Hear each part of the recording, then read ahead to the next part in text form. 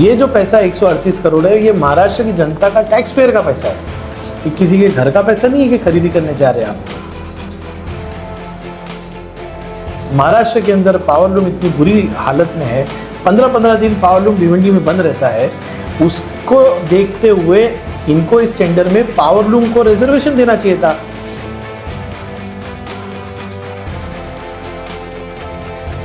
नहीं, हमारे भिवंडीकर को, मेरे पावरलूम को, मेरे गोर गरीबों को, मेरे वो लोगों को जो आज परेशान है, जिनका पावरलूम बंद होने पे आ गया है, उनको ये काम नहीं मिलने वाला। मालेगांव के लोग परेशान, भिवंडी के परेशान, इचलकरंजी के परेशान। तब मैंने ये निर्णय लिया कि मैं सरकार को अप्रोच करूंगा।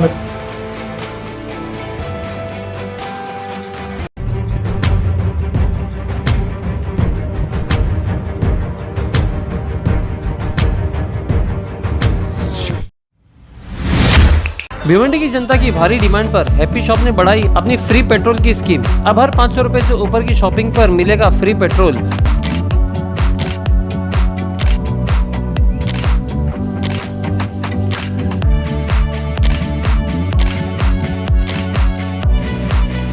हैप्पी शॉप अपने इंपोर्टेड प्रोडक्ट्स और वैरायटी के लिए काफी फेमस है।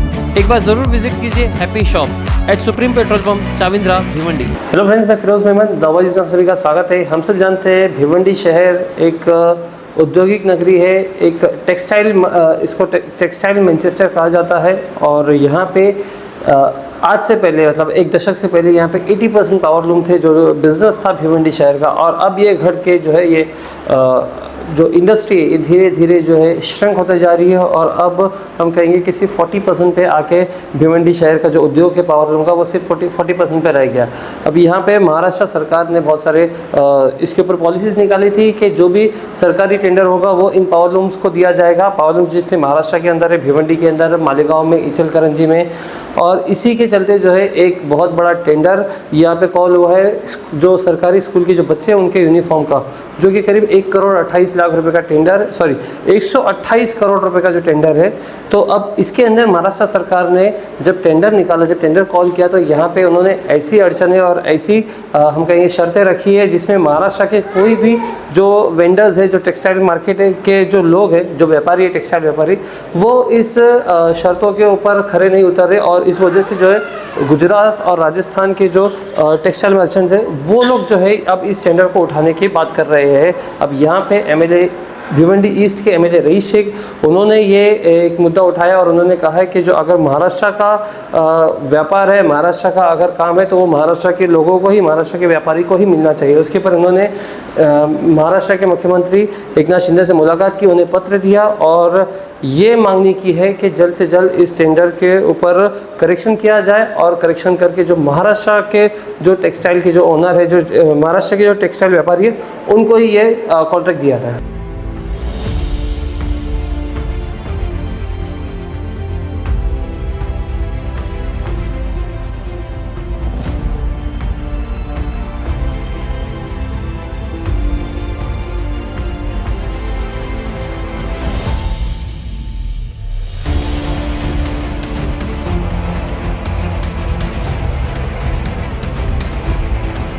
सर, ये जानकारी दीजिए कि जिस तरह महाराष्ट्र के स्कूली बच्चों के लिए जो यूनिफॉर्म खरीदे जा रहे हैं, उसके लिए टेंडर प्रक्रिया में गुजरात और राजस्थान के टेक्सटाइल व्यापारियों को फायदा पहुंचाने का काम होने जा रहा है। देखिए कि हिंदुस्तान की आधी जो पावरलूम है वो महाराष्ट्र में, 30 लाख से ज़्यादा लोग पावरलूम के बिजनेस और पावरलूम के काम में इन्वॉल्व है।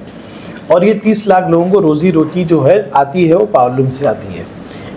हर साल, हर अधिवेशन में मैं ये मुद्दा असेंबली में उठाता हूँ। पिछली बार जब ये मैंने मुद्दा उठाया तो सन्मान्य चंद्रकांत दादा जी ने पावरलूम कमेटी बनाई और दो चीज़ें हुई।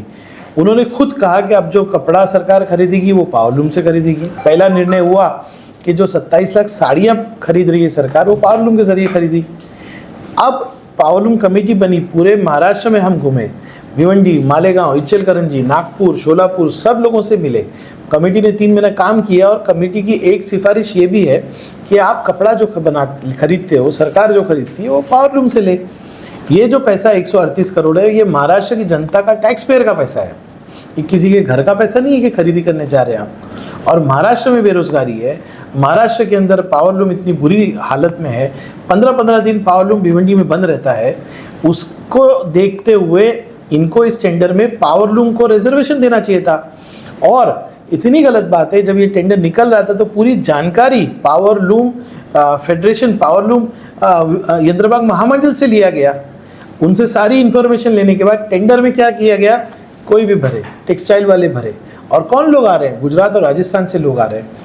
मेरा कहना है जो टेंडर निकालना है निकालिए, लेकिन सम्मान्य मंत्री महोदय जो शालेय शिक्षण मंत्री है, उन्होंने आके महाराष्ट्र को आश्वासित करना कि महाराष्ट्र का पैसा, महाराष्ट्र के गोर गरीबों का पैसा, जो भी टेंडर निकलेगा, जो कपड़ा खरीदी किया जाएगा, वो सिर्फ पावरलूम यंत्रमाग महामंडल जिसको कहते हैं, जो सरकार की बॉडी है, उसी के मार्फत लिया जाएगा।